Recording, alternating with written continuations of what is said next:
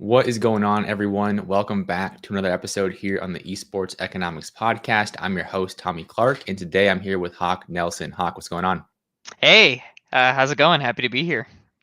It's going well, and I'm super excited to have you. For anyone who doesn't know, Hauk works in partnerships at NRG. And first of all, I just want to say congratulations. I know it's fairly recent that you got that role, so that's amazing, and congratulations on that.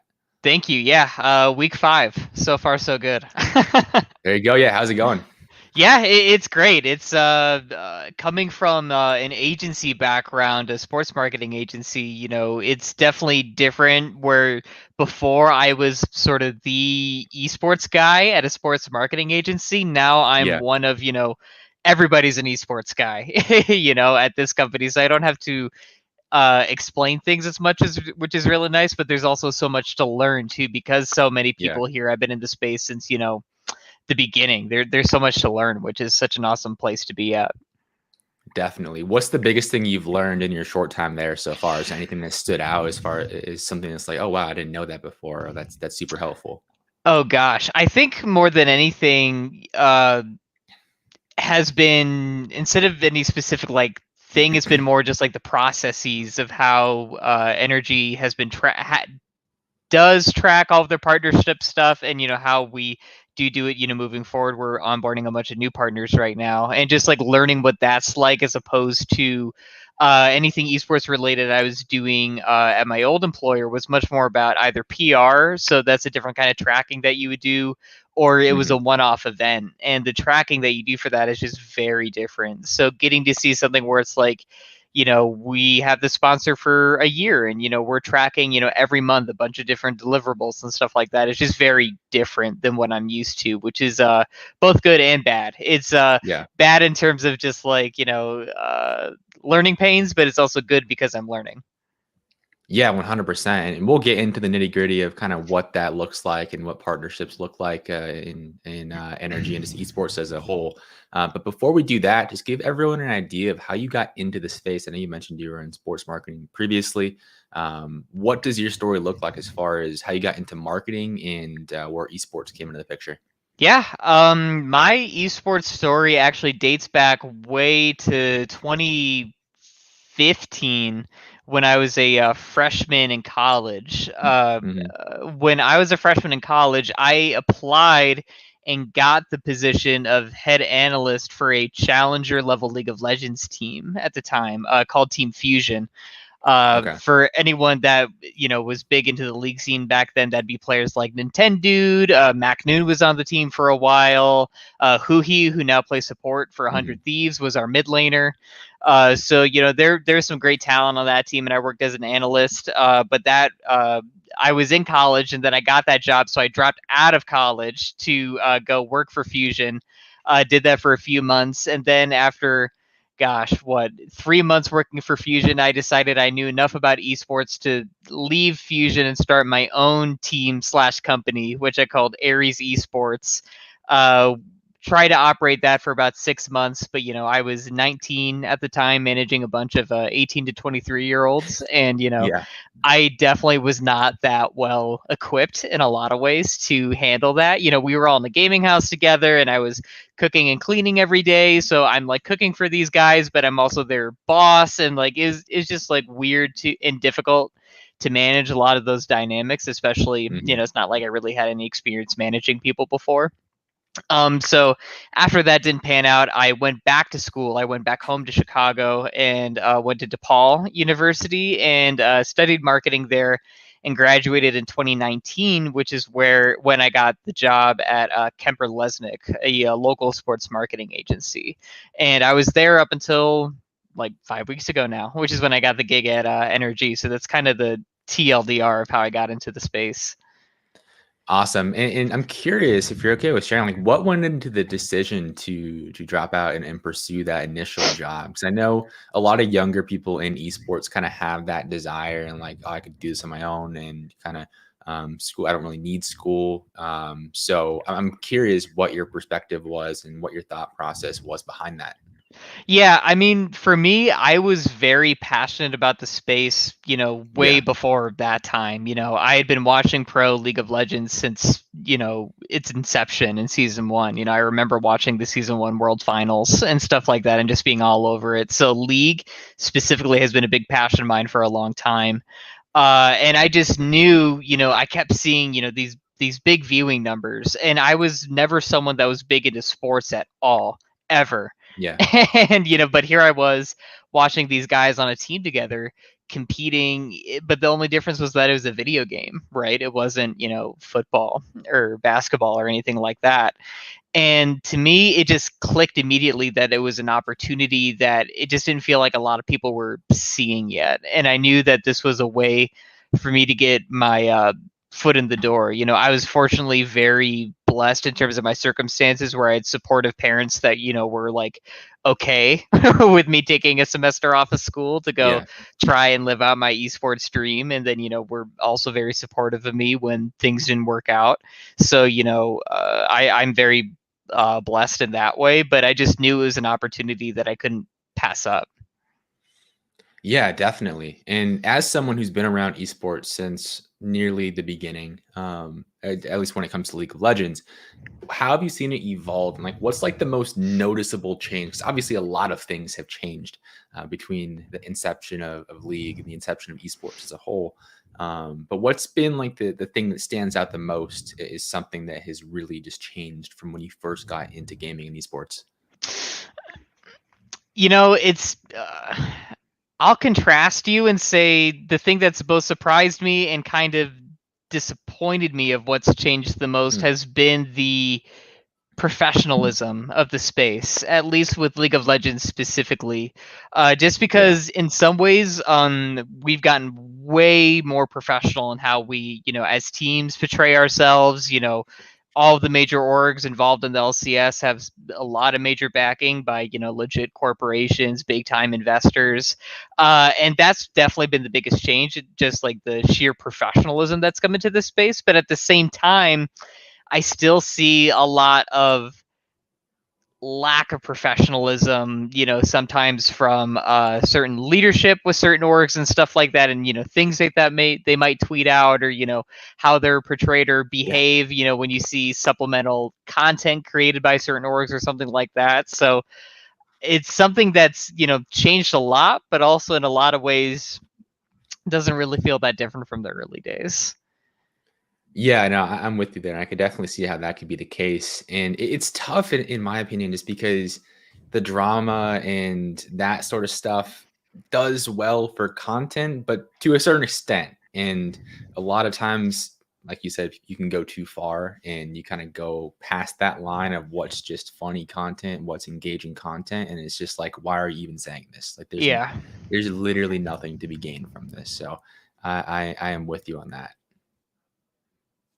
Yeah, Awesome. it's just such a shame to see how some people are still acting when it's like, dude, you work for, you can take the Forbes evaluation seriously or you can't. There's some Yeah. dubiousness to that, but you work for a company that's allegedly, multi-$100 million, and yet you're behaving this way. Like, what's going on? Yeah. Yeah, it's something else. But kind of moving into what you're doing currently with energy, what does the day-to-day look like? Like what are you doing on a day-to-day basis as part of the partnerships team? Yeah, it's something where I equated very much. It's frankly not that different from my role at the agency where I used to work, where it's really just account management, where I'm really Mm, just working. I'm sort of, and the others on the partnerships team are really kind of that bridge between the clients. In this case, those are our sponsors, and then yeah. the other people within our organization that work on the production side of things, the graphic design team, also interfacing with talent. So we're the people that kind of function in between those two, very different parties to make sure that our clients are getting represented properly, but it's also something where we need to make sure that at the end of the day, we're representing both what the clients want, but also ensure that we can deliver from an internal perspective. So if we're getting really backed up, we need to make sure that the graphic design team has enough time to create the graphics that the client is asking for, whatever it may be. Gotcha. And what do those deliverables typically look like? Like when a sponsor or partner signs with you, like what role does the organization play in that process? Yeah, we touch everything. So that, lately has looked like, we'll deliver X amount of social media posts for you every month, across, Twitter, Instagram, TikTok, whatever it might be.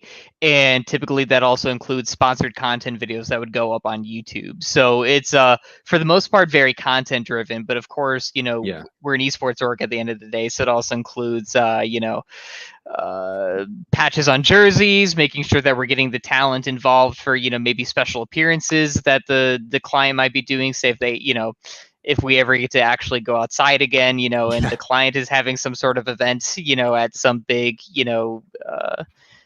venue or something like that, maybe we're required to field a few of our talent members there. It could be a lot of different things, but a lot of it is driven around content.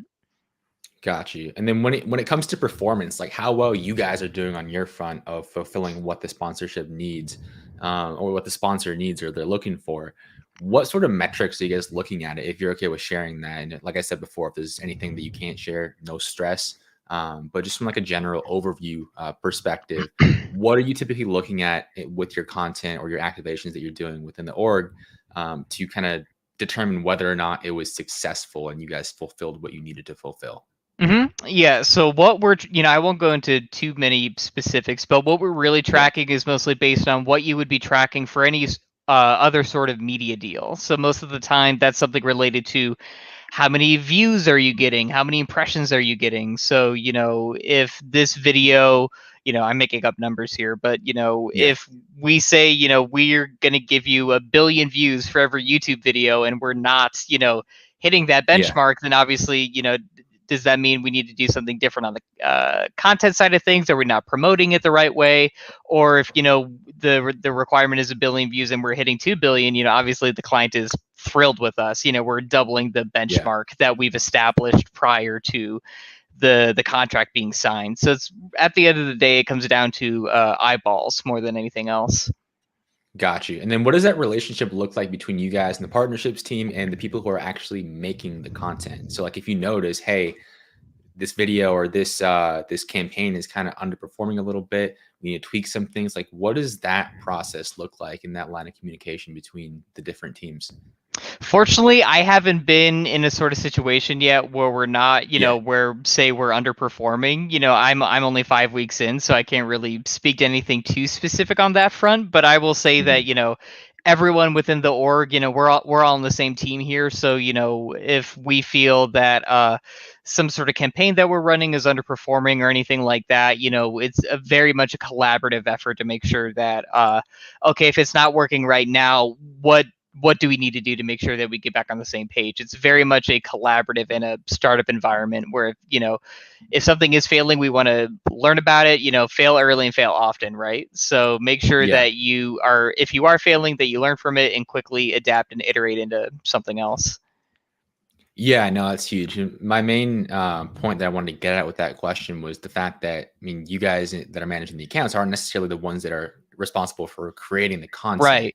So I know at a lot of younger organizations or brands, those roles can kind of get muddied a little bit, and that can kind of make things difficult because you're wearing all these different hats. So when you're able to actually like do what you're meant to be doing and collaborate with other people on the team and have enough resources to actually fulfill that need, it just makes the entire process a whole lot easier. Yeah, absolutely. It's it's really a perfect scenario where you're if you and your client and then the team that's helping work on the deliverables too are all in step together to make sure that we're all creating something that we're all really excited about. And that's kind of the job of the partnerships team, to make sure that everyone is in lockstep together and is Yeah, really excited about whatever we're working on. got you. Now, from your guys' point of view, when you're looking for sponsorships, obviously, like you said, you're relatively new, you're 5 weeks in. But from what you've seen so far, how do you guys go about acquiring sponsors? Are you guys the ones typically that are reaching out and saying, "Hey, we want to partner with you," or is it more of a situation where brands are coming to you guys saying, "Hey, we want to do something," or a combination of both? So I work, this is more of a sales thing that I don't really touch all that much, at Okay. least not Yeah. currently. But we've had it both ways, where either we have gone out and pitched somebody, and just said, hey, here's what we can do for you, and that that's driven sponsorship sales for us.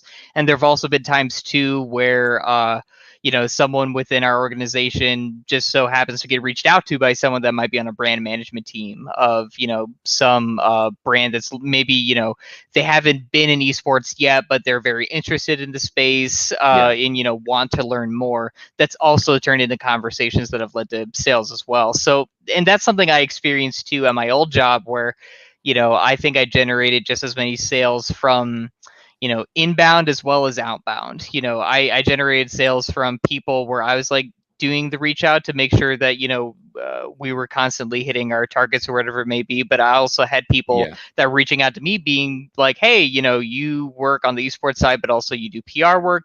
Tell me more about what you do. And maybe there's some way where we can work together. Got you. And from your experience, and this could be in your experience with NRG or your previous job, like what are you looking for in a partner? Like what is the ideal partner for an esports org? And I know that's a super broad question. It can go a million different ways, but feel free to take that wherever you want. I think the most important thing for any brand that wants to enter the space and that we want to work with is that it's someone that is open and amenable to the gaming space. I think there are a lot of people or a lot of orgs and brands, not specifically with us, but where there have been situations where the brand says they want to be in the space, but then Yeah. it just doesn't feel like it's like that nice to have where they say they want to be in the space, but then they don't really activate that much within this space. There are people Yeah. that will spend big dollars to get some sort of sponsorship, but then they're not putting great content around it. They sponsor for a year and then they're gone forever. And then this is thrown around often, but gaming is not something that you can spend in once and then it's you're just in the space permanently. It's something where you need to be constantly evaluating how your brand is being perceived by that gaming audience and how do you make sure Yeah. that you're authentically resonating with them. So I would say that the brands that we want to work with the most are the ones that do truly want to reach that gaming audience and are open to really reaching them in a way that's authentic to them. And I think that's very true of the partners that we work with today. Got you. And when it comes to maintaining that authenticity, because it's a common theme I've heard having multiple conversations, the gaming audience and the esports audience can sniff out a fake from a Yeah. mile away and they will jump on you. So, what do you think, from your personal opinion, is or are some keys to having content or having an activation that actually portrays your brand authentically and in a way that comes across not super like brand-y? I guess that's the best Sure. way to say it. But No, like I you get know you. what I mean. Yeah. I think more than anything, it comes down to that previous point of not being afraid to fail. I Yeah. think, especially when it's such a new media market that we're really not that familiar with, at least when we compare it to something like sports, where that media market is very much defined and it's something that's been around for such a long time. And, Yeah. all the different fragmented parts of the gaming media landscape are just so different. And it's if you're someone that's entering the space for the first time, it's pretty likely that at some point, even if you don't miss the mark immediately on launch or what have you, you're going to miss the mark at some point. And something you do is going to be cringy or it's just going to be too, like fellow kids or whatever you want to call it. And so the most important thing more than anything, in my opinion, is that to be authentic, you need to be able to say, yeah, okay, we definitely, screwed up that time with what we did, but, not getting scared off by that, coming back again and saying, okay, well, we're coming at you with something different now. How do you like this? Just making sure that even if you do mess up, you don't run with your tail between your legs and then that's it for you within the gaming landscape. The Yeah. brands rather that have found the most success have been the ones that have, stuck around the longest. And I think a great example of that is State Farm and what they've done with the LCS and the Overwatch League too, if I'm not mistaken. They Mhm. they're, one of those brands. They're not an endemic brand.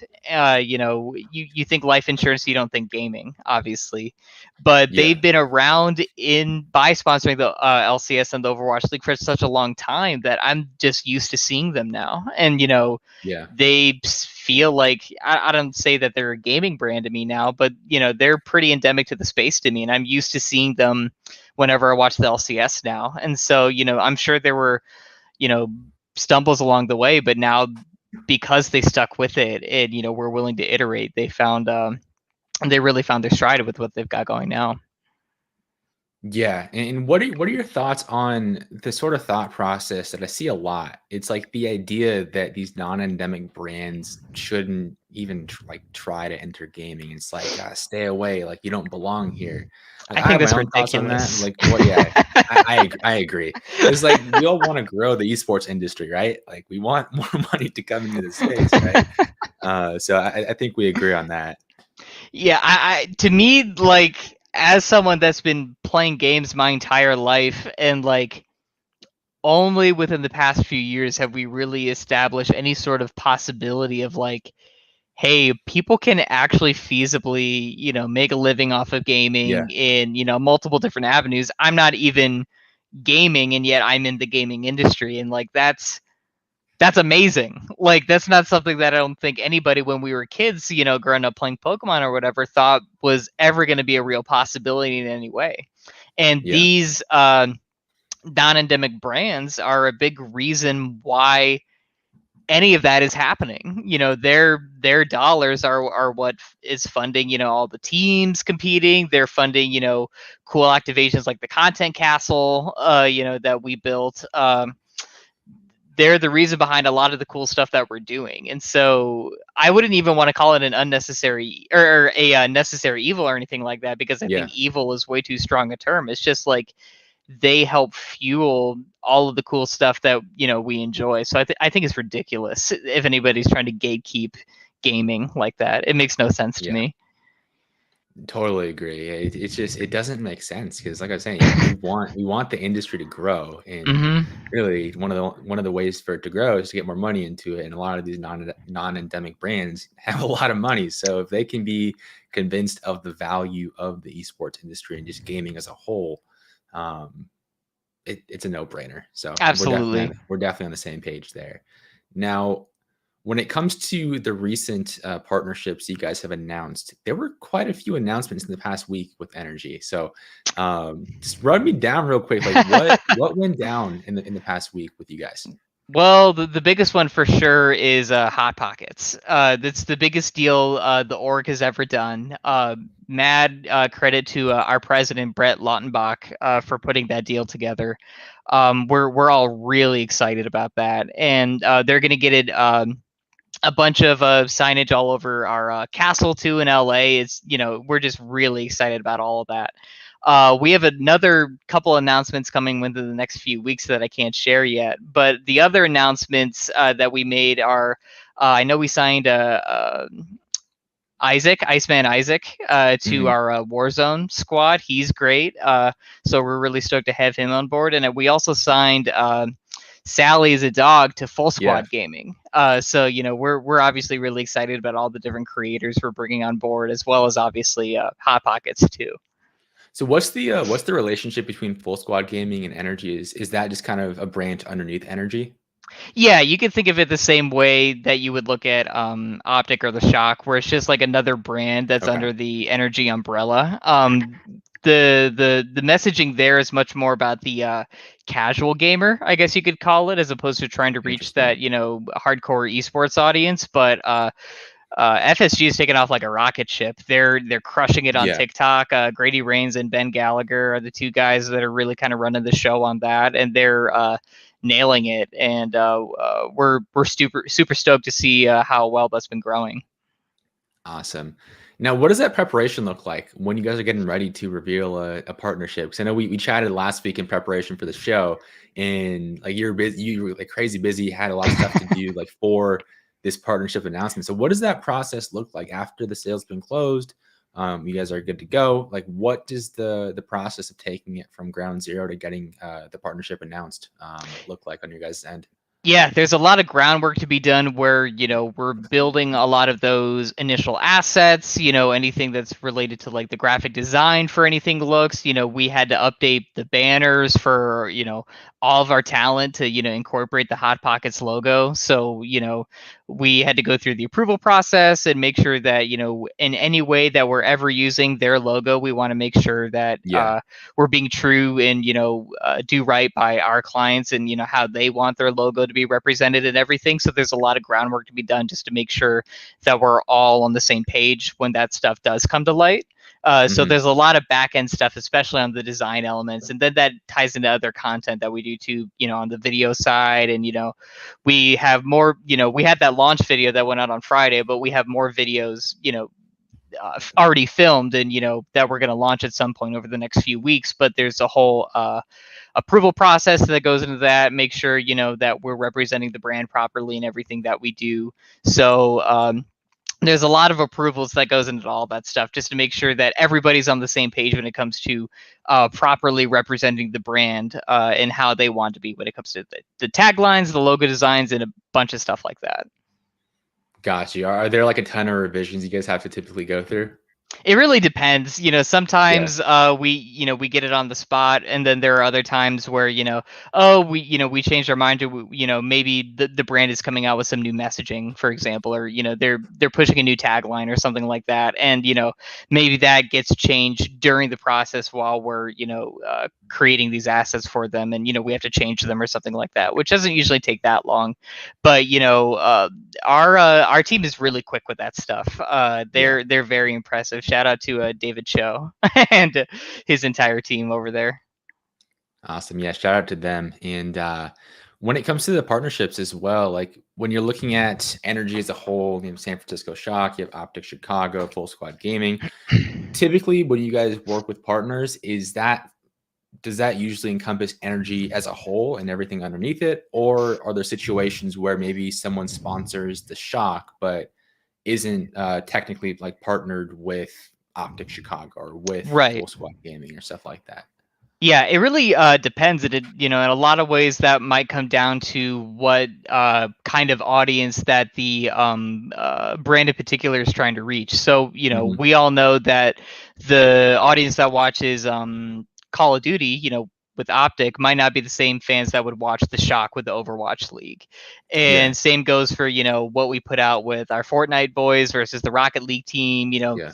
Each game is kind of fragmented with the kind of audience that you can expect. So a lot of it comes down to what kind of person is the brand trying to reach, in the first place. And then there are obviously other questions that come in, like what is your spend? How often and how frequently are you looking to activate? If it's a shorter term deal, maybe they want to do something big for like just the summer, for example. And then in which case, maybe we line that up with one of our brands that, more typically just activates more in the summer in general for whatever reason, be it the, Yeah. the schedule, the professional league that they're involved in, or whatever it might be. Got you. Yeah, something that was super interesting I paid attention to during one of Hector's podcasts. I think it was the Eavesdrop podcast. I'm Hmm. sure, I don't think that's like sponsored by or under Energy, but just on the topic of like the demographics and really paying attention of who you're trying to reach. Hector had mentioned that their demographic is kind of shifting a little bit older for Optic. And it's like kind of in the 18 to 34 range now Hmm. versus a few years ago, it was more in a younger range. Sure. And I picked up that in one of the podcast episodes, it was sponsored by like a life insurance company. And at first glance, it doesn't really seem like life, like you were saying with State Farm, it doesn't really seem like that mixes with esports. But when you look more closely at the demographics, I'm like, oh, okay, a lot of these used to be kids are now adults. Maybe have no idea what they're doing with their insurance or stuff like that. That partnership starts to make a lot more sense as to why they were on the Eavesdrop podcast versus like something else.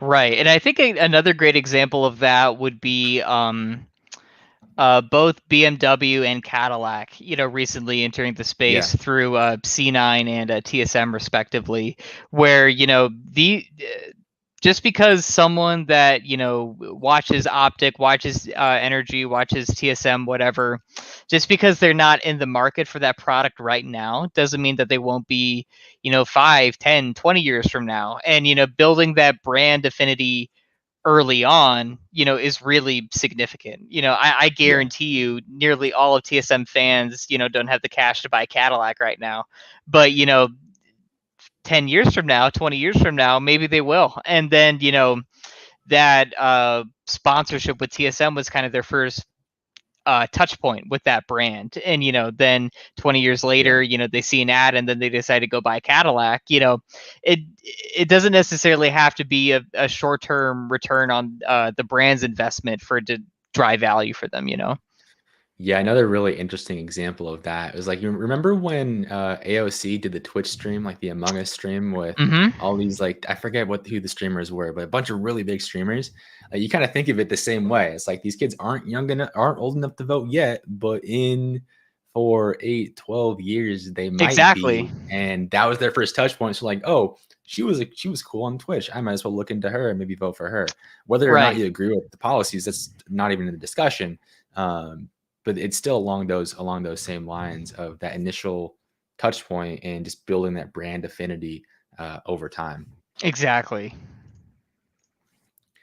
Awesome. And then as far as partnerships, is there anything that you feel like we didn't touch on in that realm as far as like what you're working on with NRG, anything? And just oh, actually, you know what? One thing I do want to touch on, and I don't know if your team is involved in this side of things specifically, but when it comes to like solo creators, they're looking to like partner, whether with a brand or with an org. What are some important things for creators to consider? Because a lot of times they're not really considering much when it comes to what they're putting Yeah. out on the timeline and not really realizing how those things can impact them. So I don't know how much you're involved in that side of things, but even if you're not, I feel like you can still speak on this a little bit. What are your thoughts there? Yeah, I'm not I don't really work with much with the solo creators or anything like that, Mhm. but I think it's one of those things where, at the end of the day, you have to toe that line between authenticity to your audience, where, Yeah. maybe you're a creator that, you're on edge a little bit when it comes to, what you say, and you're kind of, almost over that line or whatever it might be in terms of what you're Yeah. talking about, and that can get you into very real trouble too, and even years later can get you into trouble too. So like it's one of those things where if you do have aspirations one day to be a creator, I think you have to think now about how you want people to think about you in the future. You have to behave, even act like you're already there almost to an extent. And, Yeah. okay, you're still hustling and grinding and building your audience. And, even if you don't have that big audience yet where a brand might want to get involved with you, 2 years from now, you very well might. And if that brand sees something that you did that, maybe wasn't particularly wholesome or family friendly or whatever it might be, that can kick you out of the running of what could be potentially a very lucrative deal. So, it's a fine line to toe between being authentic to your audience and your personality, but also being conscious of the fact that, hey, the internet is kind of forever. And, that's something I think, even if you're not in the creator space and you're just a Yeah. regular person, you kind of have to deal with too. There are definitely things I said on Facebook when I was 13. I was just like, oh my God, like that, what a ridiculous, horrible thing to say, Yeah. whatever it might be. So, Yeah. I don't think a lot of people, young people today, us included, were really thinking ahead that much about the permanency of the internet, just because I don't think any of us are really used to it, and it's still very new in a lot of ways. So yeah, think ahead is, I guess, the TLDR. Yeah, I mean, my rule of thumb is if I'm ever hesitant about posting something and I don't know how it could come across, it's probably not worth it. Uh, If you're thinking should I or shouldn't I, you probably shouldn't. yeah, because in almost every case, the upside is very minimal. Let's say the tweet gets 1,000 retweets. Cool. Like, congrats. But that's And then over what? in a week or a few days. And then what? It's Yes. not like that's gonna it can get you an opportunity, amazing, but that's so unlikely, and even if that does happen, the upside is pretty minimal. But the Hmm. downside is so much more Yep. than the upside. It's like this could either go okay or it could go really poorly. So that's how I always think of it. That might have prevented me from getting a couple thousand retweets on Twitter or a couple thousand views on YouTube on one video, but it just saves you so much more trouble in the long run. Without a doubt. For sure. Now, what are some things you're excited about going forward in the partnerships space or in marketing as a whole, in the esports and in gaming industries? Hmm. I would say that I think I mean, for one thing, I'm very excited for live events to come back. At least like lands. Yeah. Just because I think there are a lot of cool things that we'll be able to do with our partners. For one thing, once we're able to have in San Francisco and Chicago. Obviously, I live here in Chicago. I want to go to the next Optic event. When we have it, that's going to be a blast. And this time around, I'll be with the team, so I'll get to do a lot more cool stuff, I think, as opposed to last year when I went to the Minnesota Roker event last year, Oh, and nice. I was just some guy, at that. But things would be a little different this next time around. But other than that, I'm also really excited just about. I think 2020 proved to be I think everybody says this. This is not a unique insight or anything, but I think 2020 proved to be the year where a lot of non-endemic brands realized uh, that gaming is a very real medium for media buy. I think a Yeah. lot of people like knew it was a thing, but really weren't really taking it very seriously, or like they thought yeah, maybe in 5 years or when it gets a bit more serious or something to that extent. But I think 2020 really proved that when a lot of events shut down, esports and gaming stuff was like one of the only things still left around, and I think that opened up a lot of people's eyes about the real return that you can get with media buys in the esports space. And I don't think a lot of people expected the returns that they got, and I think that we're just going to see a lot of more non-endemic brands with big budgets coming in, which is going to further lift up the scene in a lot of ways, which we talked about earlier. Yeah. Definitely. How do you see gaming changing or remaining the same as things open up, as in-person events are able to happen, and the shift kind of from being stuck at home and being in an environment where really one of your only ways to pass the time is to play video games, and that's why we Yeah. saw a lot of people get into it this past year. I mean, myself, it's when I really got super into esports versus just being a more casual consumer of it. How do you see, like, just in your own opinion, things changing as things get back to kind of normal, I guess? Right.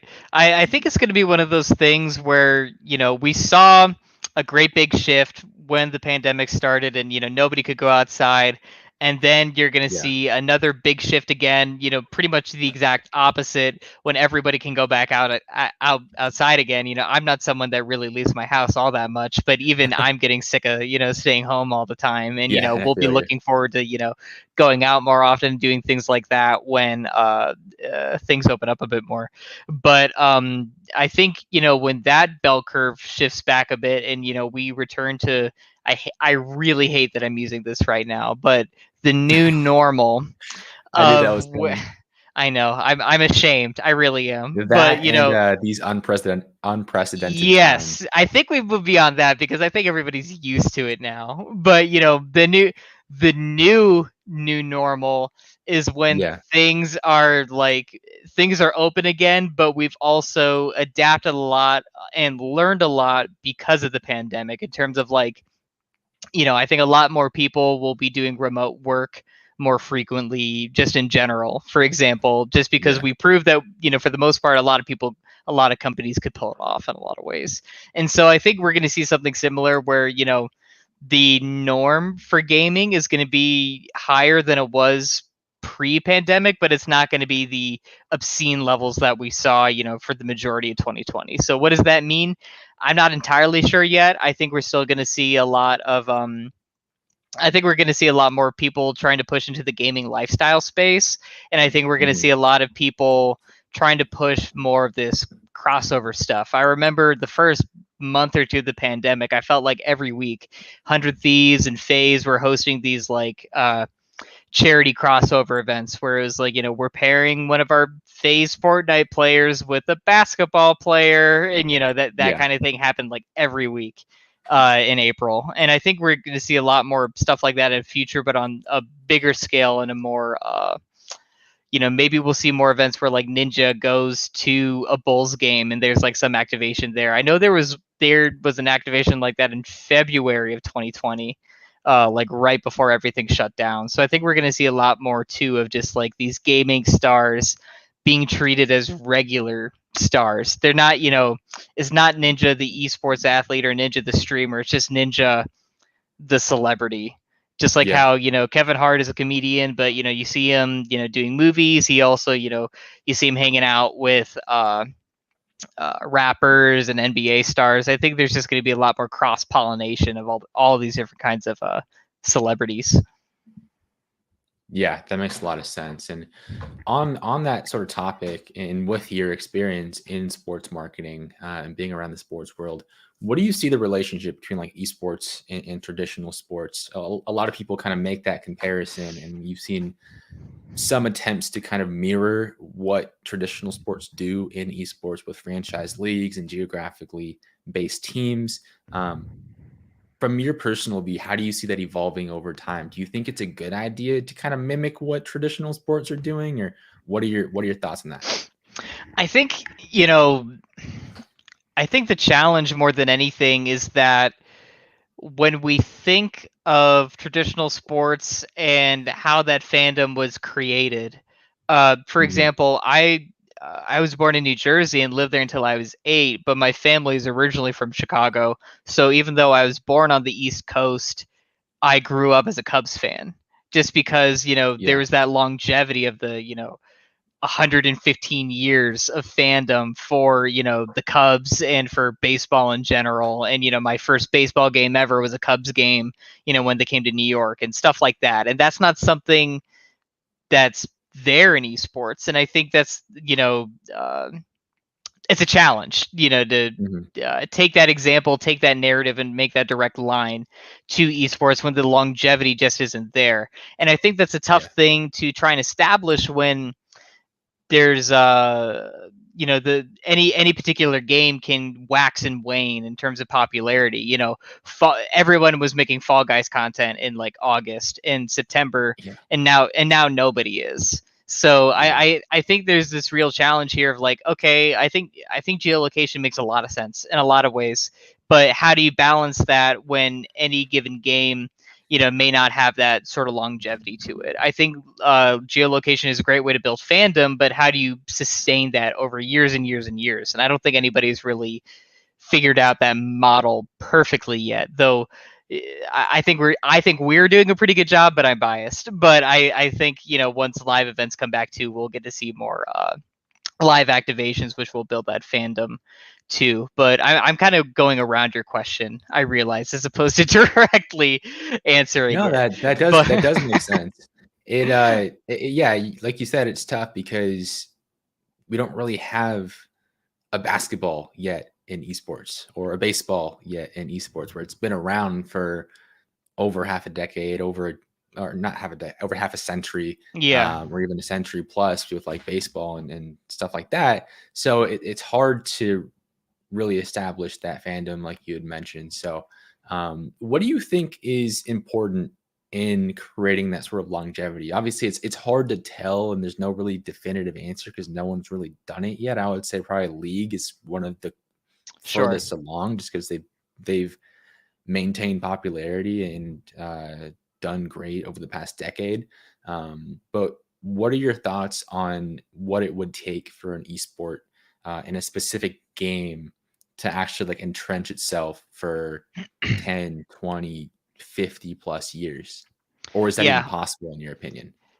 Yeah, well, it's tough. I think that, following the league model, I think what they are doing specifically, even now, I think they're still innovating in a lot of ways that are really interesting because they are, really pushing now to get into high schools and colleges. They're pushing Yeah. to be, kind of the de facto esport of all esports programs throughout the US. League of Legends and Rocket League are kind of the two only games that pretty much everybody can agree on, as opposed to like being brand safe and being okay for a school to be involved with. I actually, at the sports marketing agency where I used to work, I did a lot of work with a high school esports league. Okay. And the challenge that we would always encounter when speaking with schools about building their esports program at the high school level and stuff like that was a lot of them don't want to touch guns, just anything Yeah. related to guns at all, even something more cartoony like Overwatch. League is in a good spot in that aspect where they are the more brand safe option and school safe option in a lot of ways, where they're kind of positioning themselves. Every school is considering building an esports program right now, both the collegiate and high school level. League and Rocket League are both positioning themselves to be those de facto esports to play at that level, and I think that's going Yeah. to build a lot of residual fandom and a lot of residual just long tail engagement that you're not really going to be able to find with other games, at least in the same way. Just because I have a hard time ever seeing a school being okay with having a Call of Duty team or like a Counter-Strike team where like Yeah. I can't ever imagine my high school principal cheering for our Counter-Strike team. He's like, yeah, I'm cheering for the terrorists right now. Like, I don't really see that ever happening. Yeah, it's interesting because that is a really good point. And I mean, I would say, like you said, even Overwatch, I mean, it's still the idea of like shooting someone else, and it can be interpreted as pretty violent, even though it is more cartoony. I mean, same thing with Valorant. I think Valorant and Overwatch definitely have an edge, I think, in that regard, just because they do take on that more cartoonish, kind of not as real life Sure. appearance. Call of Duty, that's going to be a tough sell, which is unfortunate because I feel like in North America it is really popular. So you're kind of in a tough spot where it's like, yeah, Right. people love this game, but is that school principal going to be okay with having a COD team? Yeah, I think the schools will really play a major part in making any Yeah, given esport last a long time, because the more you can encourage other people to buy into your ecosystem and kind of help sustain you in a way where you're not actively doing the lift yourself, is I think what proves to be, you know, uh, that's what creates longevity for anything. The MLB is directly invested in making sure that there are consistently young kids playing baseball, and they, do special, what's the word I'm yeah, looking for? Exhibitions where you can go and like practice with like an actual MLB coach, or something like that, or they're making sure that Little League is always doing great, because that's ultimately a feeder system that will create fandom not only for people to pursue baseball professionally. That's also something where you're creating that fandom for baseball for just people to watch it for the rest of their lives too. yeah, I played Little League until I was like 10, and I'll still nostalgically think about my time, playing baseball at that age. And, I'll be reminded of that time whenever I watch the Cubs, for example, or something like yeah. that. That's what really creates that longevity, I feel. Yeah, definitely. I think one of the tough parts too is that esports athletes tend to skew really young. Like Yep. you don't see many, like you have Hiko on 100 Thieves, their Valorant roster. I think he's like 31 or 32, and people look at him like he's this old man. And you have like Fortnite players that are 16, 17, 18 winning the major tournament in COD again with Clayster. People call him old, and he's like in Yeah. his late 20s. So it's interesting, and one thing I always think about is what that path to pro looks like, especially in a game like Call of Duty, where it's going to be tough to get school support to kind of actually make a legitimate path. I think the challenger scene is doing a better job. Like we've seen 2 or 3 challengers players get moved up to the CDL. Hmm. So that's a start, but just as a whole, outside of the small ecosystem that is the professional COD scene. And I speak about COD mostly because that's probably the esport I'm most Sure. familiar with. But just in general, it's tough to see that sort of path to pro right now. Yeah, and I think it's one of those things too where, we haven't seen it yet, but we'll eventually start to see brand dollars trickle down into that, I don't want to call it B tier, but that secondary level of competition, or third level of competition, even where, I mean, there are sponsors of minor league baseball teams, and, you wouldn't just like, but there aren't sponsors of, or many rather of, B tier COD teams or B tier League of Legends teams or anything like that. And I think a really interesting model for creating that, consistently new talent to be developed and coming into the scene is the LEC, which is the European League of Legends franchise model, because not only do they have the LEC, which is kind of like the cream of the crop, for all European talent, there are a bunch of regional leagues too. So there's like a French league, a German league, a Spanish league, and all of these call them minor leagues maybe,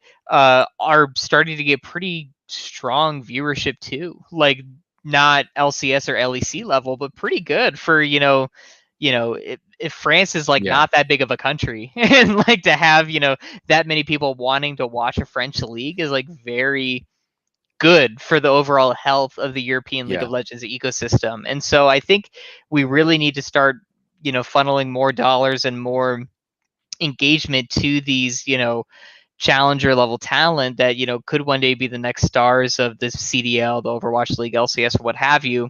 But in speaking of League of Legends, that's just like not been the case, and people just don't want to watch it for whatever reason. And I think that's been a problem with other esports too. It's just people aren't as interested in watching the up and coming talent as much.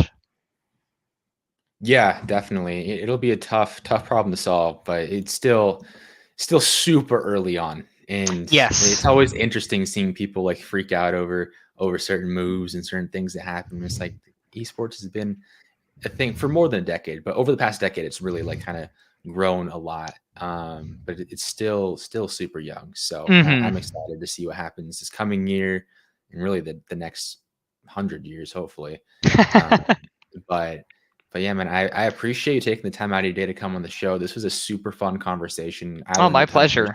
So I'm sure the audience did as well. But before we wrap up, just a few more quick questions. The first one being just walking away from this interview, what's like the biggest takeaway you want the audience to walk away with? Oh, God. I saved the tough questions till the end. Oh, God. I don't know.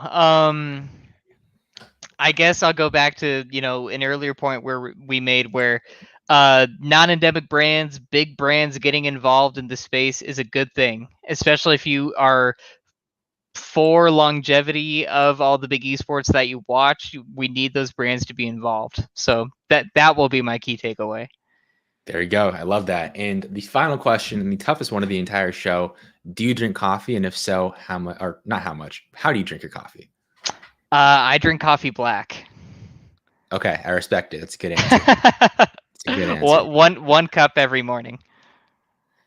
That's impressive. I've been trying to cut down a little bit. I'm a cold brew person. The audience knows this already, and they're probably sick of me talking about this, but I'm a cold brew person. I was at like 3 cups a day, but I've gotten it down to like 1. I've gotten it down to like 1.5. So cut it down by 50%. I don't think we're going to get any lower than that. But, definitely am a coffee person. Black coffee is probably the way to go.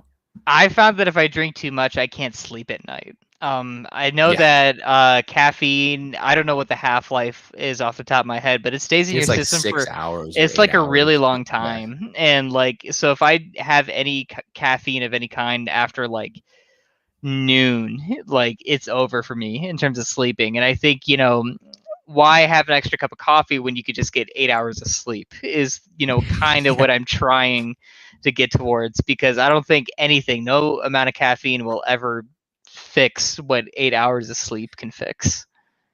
Yeah, amen. That's what I always remind myself whenever it's like 4 p.m. and I'm thinking like I kind of want to grab that second cup. Like before this podcast interview, I was debating it. I was like, do I get it? I was like, no, I want to get get my sleep tonight. So I'm with you Right. on that. And where's the best place for the audience to find you and keep up with what you're doing? You could follow me at Hawk Nelson on Twitter. Awesome. It should be up on the screen right now if you're watching on video. If you're listening on audio, I'll put in the show notes below. Give Hauk a follow. And yeah, man, like I said, I appreciate you stopping by, and for all Thank you you for guys having tuning me. in. Yeah, of course. Of course. And for all you guys tuning in all the way to the end, appreciate you as well. If you're new around here, you enjoy this type of content, marketing and business in gaming and esports, be sure you drop a subscription down below. If you're on YouTube, drop a like as well. All those things help the algorithm and help hopefully a few more people see the episodes each time. And if you're on audio, drop a 5-star rating and review for those same reasons. And yeah, I think that just about wraps it up. So Hauk, thanks again. And we will see you in the next episode.